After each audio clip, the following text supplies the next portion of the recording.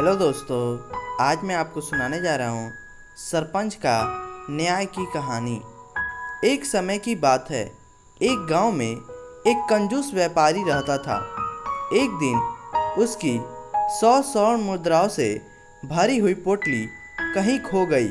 उसने अपने गांव के सरपंच के पास अपनी शिकायत दर्ज करवाई। सरपंच ने कंजूस व्यापारी को सलाह दी, देखिए व्यापारी, हम अपने आदमियों को हर जगह भेजकर पोटली ढूंढवाएंगे, लेकिन क्योंकि अब पोटली ढूंढने का और कोई तरीका नहीं है, तो अच्छा होगा कि आप पोटली ढूंढने वालों के लिए 10 स्वर्ण मुद्राएं इनाम घोषित कर दे। कंजूस व्यापारी ने बिना मन से इनाम के लिए हाँ कर दी। उधर वह पोटली रास्ते में पड़ी हुई एक मजदूर को मिली। मजदूर पोटली लेकर व्यापारी के पास देने गया। व्यापारी ने पोटली खुशी खुशी ले ली। उसने मजदूर को धन्यवाद दिया और अपना दरवाज़ा बंद कर दिया। मजदूर ने सोचा व्यापारी ने इनाम के 10 सोने की मुद्राएं लेने अंदर गया होगा, थोड़ी देर में आ जाएगा। वह वहाँ बहुत देर खड़ा रहा। जब कंजूस व्यापारी अब तक नहीं आया तो उसने दोबारा घंटी बजाई। मजदूर को देख व्यापारी बोला, बोलो अब क्या है। मजदूर ने इनाम के 10 स्वर्ण मुद्राएं मांगी। इस पर कंजूस व्यापारी बोला, कैसा इनाम? मेरी पोटली में 110 स्वर्ण मुद्राएं थी, अब इसमें केवल 100 मुद्राएं हैं। इसका मतलब तुमने पहले ही इनाम के 10 मुद्राएं निकाल ली। चलो चलो जाओ, कोई इनाम नहीं है। इतना कहकर उसने फिर से दरवाज़ा बंद कर दिया।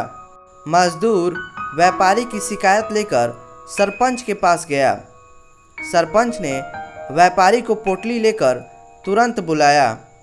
व्यापारी सरपंच का कहा टाल नहीं सकता, इसलिए वह पोटली लेकर सरपंच के पास पहुंचा।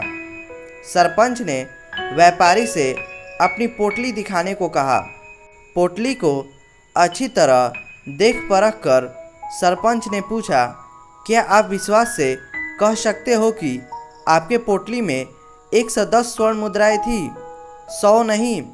व्यापारी ने झट से हाँ कह दिया। इस पर सरपंच बोला, फिर तो मुझे लगता है यह पोटली आपकी नहीं है, क्योंकि 110 स्वर्ण मुद्राओं के लिए यह पोटली बहुत छोटी है। इस पर इतनी मुद्राएं नहीं आ सकती। इस पोटली में तो केवल 100 मुद्राएं ही आ सकती हैं। अब सरपंच वह पूरी पोटली उस मजदूर को देते हुए बोला, मजदूर भाई, यह पोटली इन व्यापारी की नहीं है। इनके पोटली में तो 110 स्वर्ण मुद्राएं थे, और क्योंकि इस पोटली का असली मालिक कौन है यह हम नहीं जानते, और ना ही अब तक किसी ने 100 स्वर्ण मुद्राएं खोने की शिकायत दर्ज करवाई है। इसलिए मैं यह पूरी पोटली तुम्हें तुम्हारी ईमानदारी के लिए इनाम के तौर पर देता हूँ। व्यापारी कुछ ना बोल सका, क्योंकि वह यह बात कह चुका था कि उसकी पोटली में 110 स्वर्ण मुद्राएं थी। अब सरपंच के सामने वह हाथों हाथ मुकर नहीं सकता था, इसलिए उसे चुपचाप अपनी पोटली मजदूर के हाथों जाते देखनी पड़ी। लेकिन यह उसका सबक था।